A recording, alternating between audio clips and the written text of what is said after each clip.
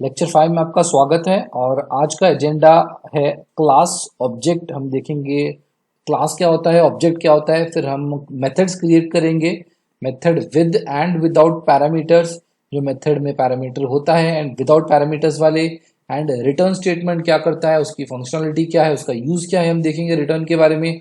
उसके बाद लास्ट में हम देखेंगे मेथड ओवरलोडिंग होता क्या है और उसको कैसे अचीव करते हैं। Okay, so let's get started. ये हमारे इक्लिप्स है, तो मैंने फर्स्ट क्या किया, एक क्लास बनाया है जिसका नाम है ओवरलोड डेमो। ठीक है, ये मैंने क्लास बना दिया है। तो क्लास होता क्या है, तो जैसे कि हम स्टार्ट से हम देख रहे हैं कि हम स्टार्ट हमारा जो होता है, स्टार्ट पॉइंट होता है कि क्रिएट करना क्लास, उसके अंदर ही हम चीज लिखते हैं।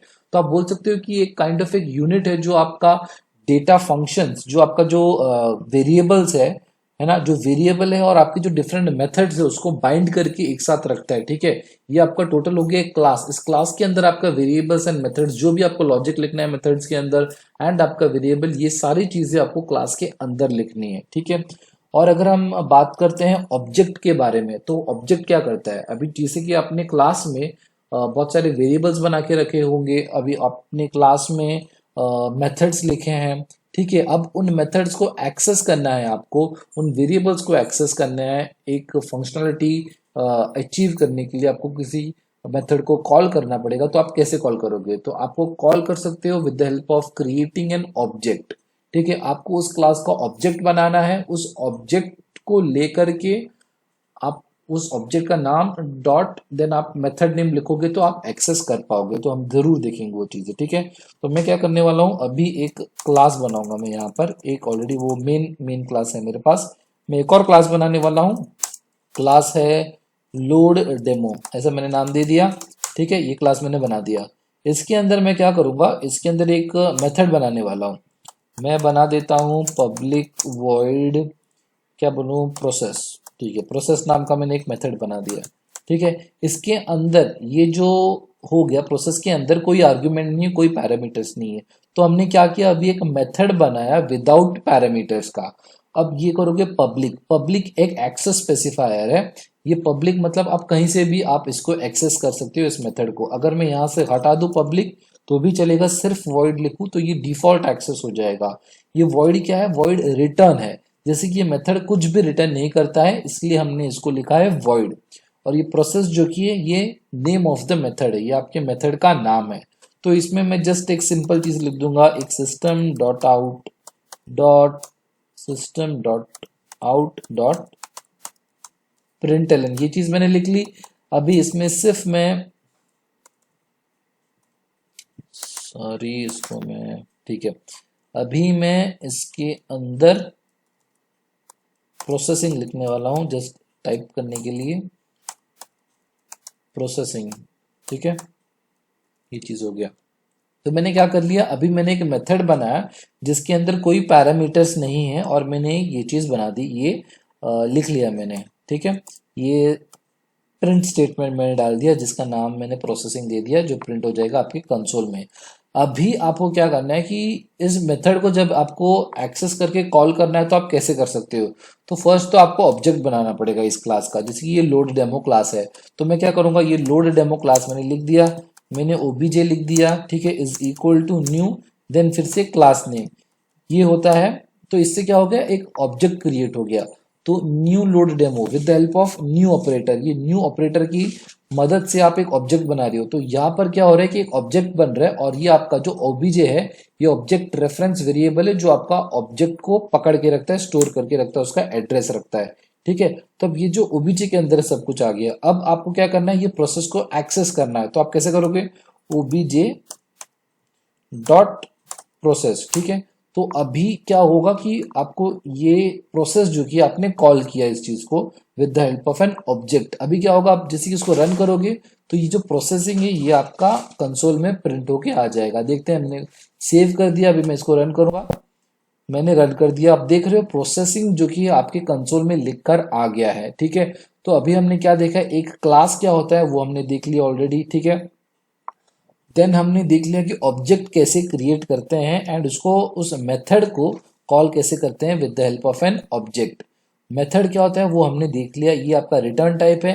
एंड ये आपने एक मेथड बनाया जिसके अंदर बिल्कुल पैरामीटर्स नहीं है। तो ये था मेथड विदाउट पैरामीटर। यहां पर मैं लिख देता हूं मेथड विदाउट पैरामीटर। ठीक है, तो अभी हम देखेंगे method with parameters.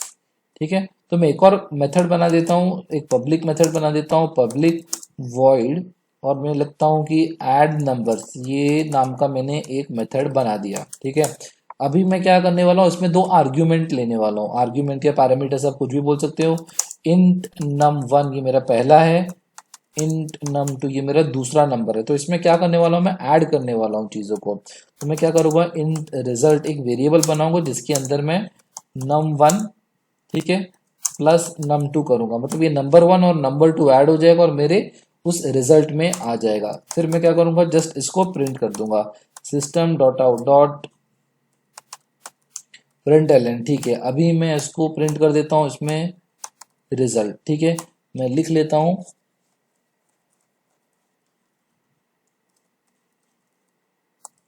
Addition is, ये मैंने रिजल्ट प्रिंट कर दिया। ठीक है, तो क्या होगा कि num1 num2 ये दो जो भी आप वैल्यू पास करोगे ये दोनों ऐड हो जाएंगे और रिजल्ट इस वेरिएबल में जिसका डेटा टाइप है इंट, इस रिजल्ट वेरिएबल में स्टोर हो जाएगा। उसके बाद हम उसको प्रिंट कर देंगे। तो अभी हम कॉल करते हैं obj डॉट प्रोसेस, हमने किया था। अब हम देखेंगे obj डॉट, क्या है मेथड का नाम, ऐड नंबर्स। ठीक है, ऐड नंबर्स, फर्स्ट नंबर में देता हूँ 10 एंड ये सेकंड नंबर में देता हूँ 20। ठीक है, 10 एंड 20 दे दिया, उसका रिजल्ट होना चाहिए 30। अभी कंट्रोल एस सेव कर दिया मैंने, इसको रन कर दिया। ठीक है, अभी हमने देख लिया कि एडिशन इज 30, ये चीज आ गई हमारी। ठीक है, कंसोल में प्रिंट होके आंसर आ गया। तो ये क्या है, ये जो मेथड है ऐड नंबर्स, ये मेथड है विद पैरामीटर्स। ठीक है, ये है मेथड विद पैरामीटर्स। तो देख लीजिए, अभी आपको आपका रिक्वायरमेंट ऐसा हो सकता है कि आपके पास एक मेथड है जिसमें आपको कोई पैरामीटर्स पास नहीं करना है, विदाउट पैरामीटर्स आपको वो प्रोसेसिंग करना है। ठीक है, ये चीज आप कर सकते हो। दूसरा जो कि है मेथड्स विद पैरामीटर्स, आइडियली आपको प्रैक्टिकली ये होता ही है कि आपको उसमें आर्ग्यूमेंट्स आएंगे ही आएंगे। ठीक है, तो ये दूसरा टाइप का मेथड है ऐड नंबर्स, जिसमें आपको पैरामीटर्स मिले हैं नंबर 1 एंड नंबर 2, ये दो पैरामीटर है। हम क्या कर रहे हैं कि उन दोनों को ऐड कर रहे हैं, रिजल्ट की वेरिएबल में स्टोर कर रहे हैं एंड देन उसको हम प्रिंट कर रहे हैं। ठीक है, तो ये चीज हो गया मेथड विद पैरामीटर्स। फिर आपको कॉल करते टाइम भी आपको ये चीज का ध्यान रखना है कि आपको कॉल करना है एंड देन ये दो वैल्यूज को पास करना है। अगर आपने सोचा कि ठीक है मैं ऐसे ही पास कर दूं तो आपको कंपाइल टाइम एरर आ जाएगा। ये देख लिए, ये आपको एरर आ गया, एक्सेप्शन आ गया। ठीक है, तो अभी आप क्या करोगे, 10, 20 ये चीज मैंने भर दी इसमें। ठीक है, तो ये चीज क्लियर हो गया हमारा। अभी हम एक और मेथड करते हैं। लेट्स से मैं लिखता हूं public void and return tax, ऐसा मैंने नाम का एक मेथड बना दिया। ठीक है, अब इसमें कुछ नहीं, समझो कि मेरे पास आ रहा है एक पैरामीटर ले रहा हूँ इंट अमाउंट। ठीक है, इंट अमाउंट नाम का कुछ मैंने लिख लिया एंड मैंने ले लिया इंट रेट, ऐसा कुछ मैंने लिख दिया। ठीक है, अभी आपको क्या करना है कि इसमें हम लोग रिटर्न के बारे में देखने वाले हैं, रिटर्न स्टेटमेंट के बारे में देखने वाले हैं। ठीक है, इस केस में देखिए आप रिटर्न कुछ भी नहीं कर रहे तो वॉइड है। ये देखिए, ये मेथड्स में आप रिटर्न कुछ भी नहीं कर रहे वॉइड है, रिटर्न कुछ भी नहीं कर रहे वॉइड है। लेट्स से ये वाले स्टेट में मुझे, ये वाले मेथड में मुझे इंट रिटर्न करना है, कुछ वैल्यू है मुझे, ठीक है, वो रिटर्न करना है। तो मैं क्या कर सकता हूँ, इसमें इंट फाइनल अमाउंट नाम का एक मैं वेरिएबल बना देता हूँ। जो मेरा अमाउंट जो आएगा वो माइनस कर लेगा इस रेट से। ठीक है, ये कोई कैलकुलेशन नहीं, जस्ट डेमो पर्पस के लिए मैं इस चीज को माइनस कर दे रहा हूँ। अभी मैं क्या करूंगा, इसको रिटर्न कर दूंगा, इस इंड अमाउंट को, है ना, ये फाइनल अमाउंट जो की है मैं इसको रिटर्न कर दूंगा। ठीक है, ये मैंने रिटर्न कर दिया। ठीक है, आप देख लिए एरर चला गया। तो ये क्या हो रहा है कि ये जो इंट जो अमाउंट अब आएगा ये रिटर्न कर देगा, इसलिए हमने इसका डेटा टाइप जो रखा हुआ है, इस मेथड का डेटा टाइप है इंट। ठीक है, तो इन दो केसेस में आप देख रही हो ये दोनों मेथड कुछ भी रिटर्न नहीं कर रहे, तो आपने उसमें वॉइड लगा दिया। ठीक है, इसके केस में आप क्या कर रहे हो कि आप इंट रिटर्न कर रहे हो, ये देखिए इंट रिटर्न कर रहे हो, ये अमाउंट माइनस रेट कर रहे हो और ये जो वैल्यू है आप फाइनल अमाउंट में उसको रख रहे हो। ठीक है, तो ये जो फाइनल अमाउंट है अभी आप उसको रिटर्न कर रहे हो, तो इसका डेटा टाइप क्या है, इसका डेटा टाइप है इंट, इसीलिए आपका मेथड का डेटा टाइप बन जाएगा इंट। सिमिलरली अगर कोई मेथड है ना, अगर कोई मेथड है वो और कोई डेटा टाइप रिटर्न कर रहा है, तो वैसे ही आपका जो रिटर्न जो डेटा टाइप यहाँ पर आएगा एंड ये जो मेथड का रिटर्न डेटा टाइप होगा वो आपका सेम होना चाहिए, ठीक है। तो ये अभी हमने देख लिया रिटर्न स्टेटमेंट। अब हम नेक्स्ट इंपॉर्टेंट कंसेप्ट की तरफ मूव करेंगे जो है मेथड ओवरलोडिंग, ठीक है। मेथड ओवरलोडिंग की तरफ मूव करेंगे। तो ये मेथड ओवरलोडिंग होता क्या है, तो जैसे कि एक क्लास है, अभी आपके पास एक क्लास है एंड उस क्लास में आपके पास दो मेथड ऐसे हैं जिनमें लेट्स से कुछ कैलकुलेट टैक्स नाम का मैं बना देता हूँ, ठीक है।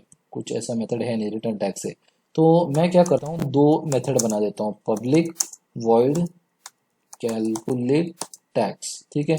ये नाम का मैंने एक मेथड बना दिया। इस मेथड में मैं क्या ले रहा हूं, इंट अमाउंट, ठीक है, इंट अमाउंट ले रहा हूं एंड देन मैं क्या करता हूं स्ट्रिंग क्या ले लेता हूं, मैं कोड लिख लेता हूं, ठीक है, स्ट्रिंग कोड। इस नाम का मैंने एक मेथड बना दिया। दूसरा मेथड भी मेरा सेम नाम का रहेगा, ठीक है। मैं इसको कंट्रोल सी करता हूँ एंड कंट्रोल भी कर देता हूँ, दूसरा नाम भी मेरा सेम मेथड करेगा। पर इसमें कैसे देगा, इंट होगा अमाउंट एंड इसमें इंट में दे देता हूँ टैक्स, ठीक है, प्री टैक्स नाम का कुछ मैं लिख देता हूँ, ठीक है। तो ये चीज मैंने कर ली। तो ये क्या होता है, मेथड ओवरलोड क्या होता है, जब भी आपका जो मेथड का नाम होता है वो सेम होता है बट जो पैरामीटर्स है उसके जो डेफिनेशन होता है, मेथड की जो डेफिनेशन होती है वो डिफरेंट होती है, तब उसको मेथड ओवरलोडिंग कहते हैं। तो ये केस में देख लीजिए आप, कैलकुलेट टैक्स जो की है ये मेथड आपका नाम है, तो ये कैलकुलेट टैक्स वो मेथड भी है एंड ये कैलकुलेट टैक्स ये वाला मेथड भी है, तो दोनों मेथड का नाम कैलकुलेट टैक्स है। अभी आप पैरामीटर्स की तरफ आइए, आपका पहला डेटा टाइप है इंट, उसके बाद आपने स्ट्रिंग दिया हुआ है, ठीक है, एंड इसमें आपका डेटा टाइप है इंट एंड दूसरा भी इंट है, ठीक है। तो ये दोनों डेटा टाइप, ये इंट और स्ट्रिंग है, ये इंट और इंट है, इसीलिए ये करेक्ट है एंड ये आपका मेथड ओवरलोड हो रहा है। इन केस अगर आपने चाहा अगर आपने इंट एंड इंट लिख दिया तो आपको कंपाइल टाइम एरर आ जाएगा, ठीक है, क्योंकि आप बिल्कुल सेम चीज लिख रहे हो, है ना। ठीक है, आप यहाँ पर मूव करोगे आपको दिख जाएगा डुप्लीकेट मेथड कैलकुलेट टैक्स, ठीक है, क्योंकि अब कंपाइलर पहचानेगा कैसे, अगर दोनों भी डेटा टाइप अगर नाम सेम है और आपका दोनों भी डेटा टाइप सेम है तो कंपाइलर जानेगा कैसे कि कौन से वाले को कॉल करना है। अभी आप कॉल करोगे, दोनों में लॉजिक लिख दोगे लेट्स से, और आप कैलकुलेट टैक्स को कॉल करोगे, दोनों में इंट होगा एंड आपने 10-20 दे दिया, तो कंपाइलर पहचानेगा कैसे कि कौन से वाले मेथड को कॉल करना है। उस चीज को डिफरेंशिएट करने के लिए आपको यहाँ पर चेंज करना पड़ेगा। अगर आपने ऐसा लिख दिया तो आपको कंपाइल टाइम एरर आ जाएगा, ठीक है। तो मैं क्या करूंगा, इसको समझो स्ट्रिंग बना दिया मैंने, है ना, स्ट्रिंग कोड कर दिया तो ये चेंज हो गया। तो ये चीज आपको ये इंट इंट सेम नहीं रखना है, अभी इंट है स्ट्रिंग है या फिर आपको नंबर ऑफ पैरामीटर्स चेंज करना पड़ेगा। लेट्स से आपने स्ट्रिंग के जगह पे यहाँ पर इंट कोड लिख दिया एंड आपने एक और चीज बढ़ा दिया यहाँ पर इंट वैल्यू नाम का कुछ लिख दिया आपने, ठीक है, कुछ वेरिएबल पास कर रहे हो तो ये भी आपका चलेगा। क्यों, क्योंकि आपका जो नंबर ऑफ आर्ग्यूमेंट्स है वो डिफरेंट हो गया है अभी, तो आपकी डेफिनेशन चेंज हो गई है, ठीक है। अगर आप सोचोगे कि मैं अगर इसको इंट इंट लिख दिया, ठीक है, ये दोनों इंट इंट है, अब मैं क्या करने वाला हूँ, ये वॉइड है तो मैं इसको इंट कर देता हूँ, अब चल जाना चाहिए, तो ये भी नहीं चलेगा, देख लीजिए आप, ये भी नहीं चलेगा। ये अगर आप कर रहे हो तो देखो, this method must return a result of type int, वो तो है ही, डुप्लीकेट मेथड टैक्स ये चीज, ठीक है। अगर आपको डाउट है तो ये इसको मैं रिटर्न कुछ एक इंट वैल्यू कर देता हूँ, देख लीजिए एक चला जाएगा आपका, ये देखो ये दूसरा आ गया, अभी भी है, ठीक है, इसको मैं कंट्रोल एस कर देता हूँ। अभी आप ये चीज देख लीजिए, देखो अभी आपके पास एक ही मेथड आ रहा है, रिटर्न वाला नहीं आ रहा है, डुप्लीकेट मेथड कैलकुलेट टैक्स है ना, डुप्लीकेट मेथड आ रहा है आपको। तो ये return type again is only, ये जो है ये सफिशिएंट नहीं है आपकी इस चीज के लिए। तो ये वॉइड मैंने कर लिया लेट्स से, या फिर मैं अब इसको भी, ठीक है, ये वॉइड कर देता हूँ, ये वॉइड कर दिया मैंने एंड इसमें इंट के जगह पे मैंने इसको क्या कर दिया, स्ट्रिंग कर दिया, ठीक है। तो ये हो गया आपका मेथड ओवरलोडिंग, ठीक है। तो एक पॉलीमॉर्फिज्म एक इंपॉर्टेंट कंसेप्ट है, जैसे कि रन टाइम पे वो कंपाइलर डिसाइड करता है कि कौन से मेथड को कॉल करना है, तो वो अब वो कैसे डिसाइड करेगा, है ना। तो आपका जो नाम है, जो मेथड का नाम है कैलकुलेट टैक्स, वो देखेगा। उसके बाद वो क्या देखने वाला है, आपका डेटा टाइप देखने वाला है। अब पहले वाला इंट एंड स्ट्रिंग है, दूसरा मेथड आप जो लिखे हैं वो इंट एंड इंट है। अगर आप कैलकुलेट टैक्स को कॉल करते हो, ठीक है, आप कैलकुलेट टैक्स को कॉल करते हो एंड आपके पास दोनों वेरिएबल इंट का है, तो ये सेकंड वाला कॉल करेगा, वो इस चीज को कॉल करेगा वो, ठीक है, ये वाले मेथड को कॉल करेगा। इसमें आप कुछ भी लिख सकते हो। जस्ट लिखने के लिए मैं ये प्रिंट कर देता हूँ, statement dot print L N ये है। इसमें मैं लिख देता हूँ इंट एंड इंट लिख देता हूँ। इसमें इसको जस्ट हम कॉपी करेंगे, कंट्रोल सी करेंगे एंड कंट्रोल वी करेंगे। इसमें मैं लिख देता हूँ इंट एंड स्ट्रिंग, ठीक है। तो ये था कंसेप्ट पूरा मेथड ओवरलोडिंग का, ठीक है। तो एक और बार हम देख लेते हैं सब चीज़ कवर हो गया है कि नहीं। जी हाँ, हमने देख लिया क्लास क्या होता है, हमने देख लिया ऑब्जेक्ट क्या होता है, हमने देख लिया method with and without parameters देख लिया, ठीक है। हमने रिटर्न के बारे में देख लिया एंड फाइनली हमने मेथड ओवरलोडिंग क्या है देख लिया, ठीक है। ये वाला एग्जांपल मेथड ओवरलोडिंग का, ठीक है। तो आपको अगर वीडियो पसंद आया तो ज़रूर लाइक और सब्सक्राइब कीजिए, कमेंट कीजिए आपको वीडियो कैसा लगा। वीडियो देखने के लिए धन्यवाद।